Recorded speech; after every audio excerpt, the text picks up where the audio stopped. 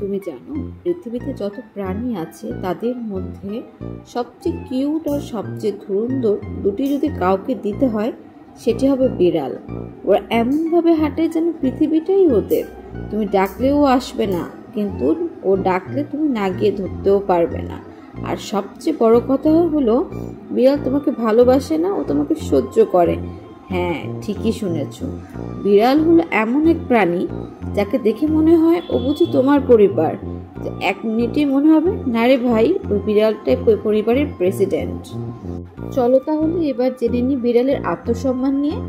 বিড়ালের একটা অদ্ভুত ব্যাপার আছে, ওরা কুকুরের মতো লেজ নাড়ায় না, তোমার সামনে এসে পাও চাটে না। ওরা মনে করে তুমি ভাগ্যবান আমি তোমার বাড়িতে এসেছি। একবার একটা বিড়াল আমার ঘরে এসেছিল, আমি খুশিতে দুধও এনে দিলাম, মাছ ভাজলাম, ওকে খেলো না, তুই তাকিয়ে থাকলো যেন বলছে এটা কি আমার জন্য উপযুক্ত খাবার। তখনই বুঝেছি বিড়ালেরও আত্মসম্মান আছে, এমনকি রাজনীতি করতে চেয়েও বেশি। চলুন তাহলে জেনে নিই বিড়ালের উটকো ঝামেলা শুরু কোথা থেকে। বিড়াল যতক্ষণ বাহিরে থাকে মনে হয় আহা কি শান্ত প্রাণী, কিন্তু একবার যদি ও ঘরের ভেতর ঢোকে তখনই বুঝবে এই ছোট প্রাণীটার ক্ষমতা কত। রান্নাঘরে ঢুকে মাছ উধাও করে, টেবিলের উপর উঠে ফুলদানি ফেলে দেয়, জানালার পর্দায় চলে অ্যাক্রোবেট্রিক করে।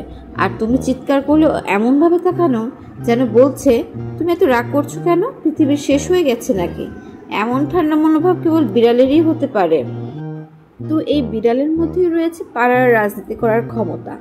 চলো জানি, তুমি কি খেয়াল করেছো বিড়াল একা ঘর দখল করে না, পুরো পাড়াও দখল করে ফেলে। একটা বিড়াল পাড়ায় এলে সবাই ওর ছবি তোলে, নাম রাখে, খাওয়ায়। কেউ বলে মিনি, কেউ বলে সুইটি, কেউ বলে বাঘা, যেন সবাই ওর স্পন্সর। কিন্তু সমস্যা হয় যখন সবাই ভাবে বিড়ালটা তার নিজের, তখন শুরু হয় বিড়ালের রাজনীতি।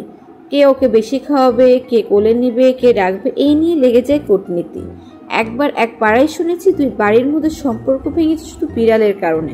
কারণ বিড়ালটা এক বাড়ি থেকে মাছ খেয়ে অন্য বাড়িতে ঘুমাতো, আর দুই পরিবারই ভাবতো বিড়ালটা আমাদের। এটাই তো বিড়ালের মেধা, এক পাড়ায় দুটি সরকার চালাতে পারে ওরা। এবার জানবো বিড়ালের মনোভাব। বিড়ালের একটা গুণ, ওরা কখনো তাড়া খায় না। তুমি যতই চুচু করে তাড়াও, বিড়াল ততই ধীরে হেঁটে যায়। ও যেন বলে তুমি তাড়া দিচ্ছ কেন, আমি তো যাচ্ছি, কিন্তু নিজের স্টাইলে। আর যদি ভুল করে তুমি ভাবো ভয় পেয়েছে, না ভাই, ও নাটক করছে। ওরা ভয় পেলে পালায় না, ওরা ভয়কে ডিসিপ্লিনে পরিণত করে। কখনো কখনো ওদের অবজ্ঞার দৃষ্টি দেখে মনে হয় মানুষ যদি একটু বিড়ালের মতো হতো তাহলে পৃথিবীটা কম ঝামেলা মনে হতো। এবার জানবো বিড়ালের একটি মজার কাণ্ড। চলো তাহলে জেনে নিই। একদিন এক বাড়িতে শুনেছিলাম বিড়াল ফ্রিজ থেকে খুলে মাছ বের করেছে। সত্যি ওরা শেখে পর্যবেক্ষণ করে। তুমি একদিন ফ্রিজ খুলে খাবার বের করো, ও দেখে নেয়, তারপর একদিন নিজে নিজেই চেষ্টা করে। তখনই বুঝবে এই প্রাণীটি ছোট করে দেখার মানে নিজের বুদ্ধিকে অপমান করা। আর যদি তুমি ভাবো না বিড়াল খুব শান্ত, তাহলে একটু রাত জেগে দেখো, ওরা তখন গোপন জীবন শুরু করে। তুমি ঘুমাচ্ছ আর ও রান্নাঘরে অভিযান চালাচ্ছে। মাঝে মাঝে মনে হয় ওদের একটা গোপন সংগঠন আছে, বিড়াল ইউনিয়ন অফ ইউনাইটেড নেশনস। এবার জানবো ওদের ভালোবাসার দিক, অর্থাৎ বিড়ালের ভালোবাসার দিক। তো মজার ব্যাপার হলো যত ঝামেলা করুক ওরা আমাদের ভালোবেসে ফেলে। ওরা তোমার আশেপাশে গুটিয়ে বসে থাকে, মিউ করে, তোমার মন খারাপ থাকলে এসে গায়ে গা লাগায়। ওই ছোট্ট মুহূর্তটাই বুঝিয়ে দেয় ভালোবাসা মানে শব্দ নয়, উপস্থিতি। বিড়াল তোমার সামনে এসে কিছু বলে না, কিন্তু বোঝায় আমি এখানে আছি, তুমি একা নও।